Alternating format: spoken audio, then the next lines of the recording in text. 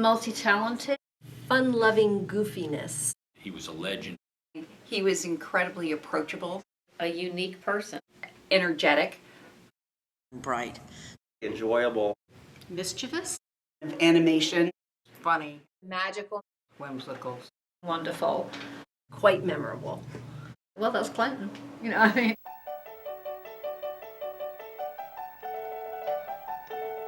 He was, first of all, tall, attractive. One thing really stood out in my memory, and that was his socks never matched. Rather than doing things by the book, he would just do it from his artistic heart. And he drew on everything. He would draw on your papers. Everything had a little alligator on it.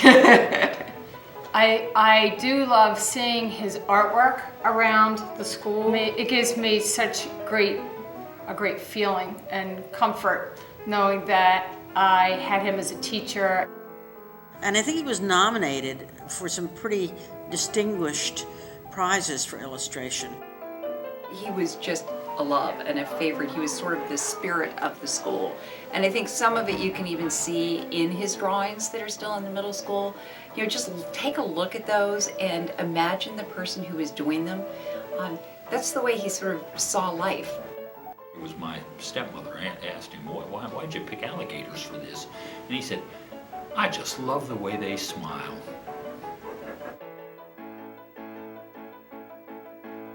He studied at Peabody and also abroad. He spent a year in Europe studying.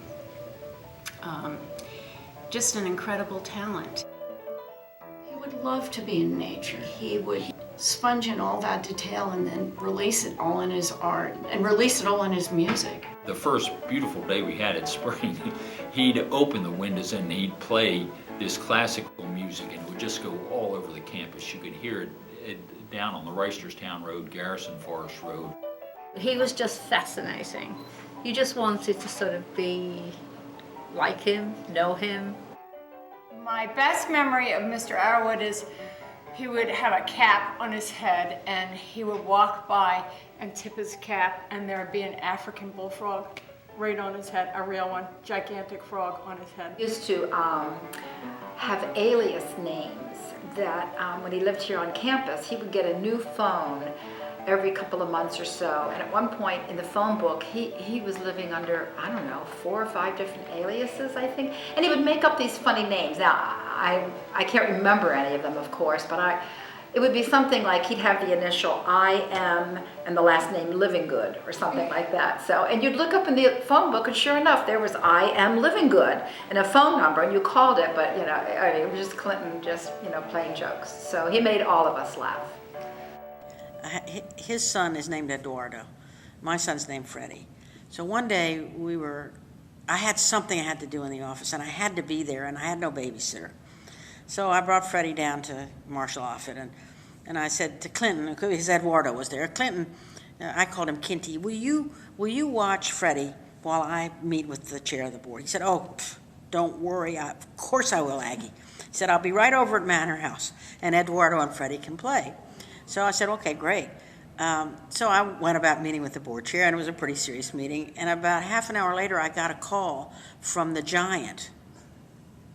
And the woman at the Giant thing said, Mrs. Underwood, is that you? I said, yes, it's I. And she said, well, I just want to tell you that your son Freddie and Eduardo have crossed Reisterstown Road and are here in the Giant. But that's so typical of Clinton. It's not that he didn't care. It's not that he didn't love Eduardo and Freddie. It's just that he was doing something else. And Clinton would carry him all around the campus on his shoulders and introduce him to everybody. You wouldn't think of Clinton as being such a involved parent.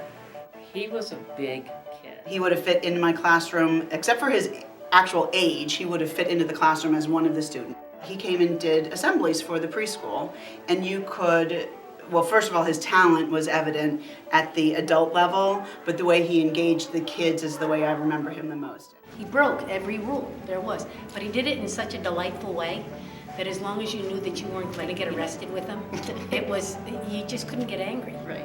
Couldn't get angry.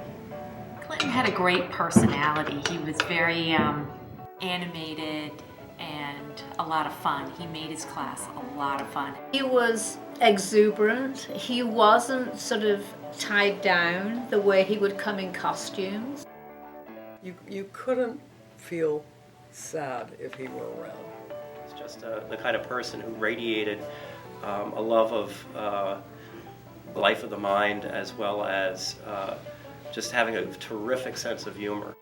He was a child. He really was that sense of fun and sense of joy, just of life, and rules really didn't apply to Clinton. We took the girls to the museum. It was a 17-year locust, and we were walking towards this house, and then Clinton just very quickly, suddenly picked up a bunch of them and put them in his pocket. Clinton had these in his pocket. We went into the museum, and to my horror, he took a bunch of it from his pockets and filled the drawers. I don't know what the museum people thought about it afterwards, because I left and I wasn't going to go back. He was a very talented man.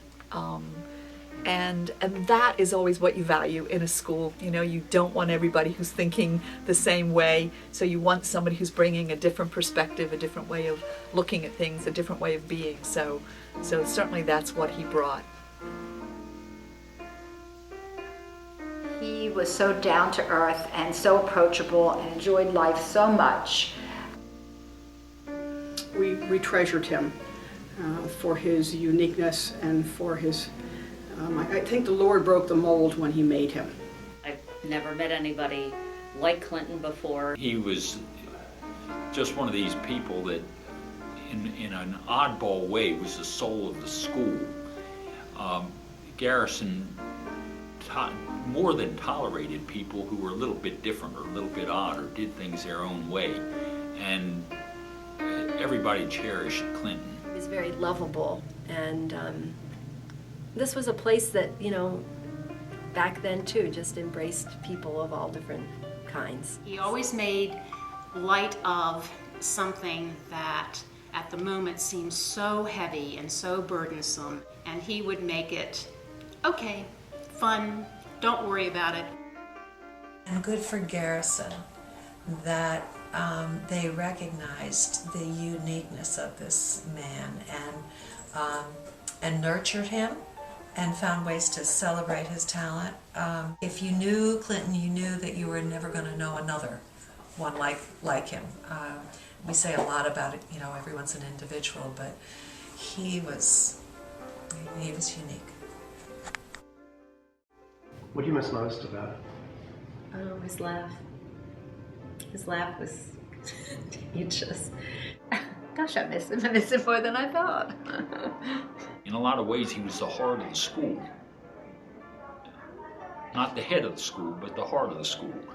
And I think the school needs, as well as the mind, it needs heart.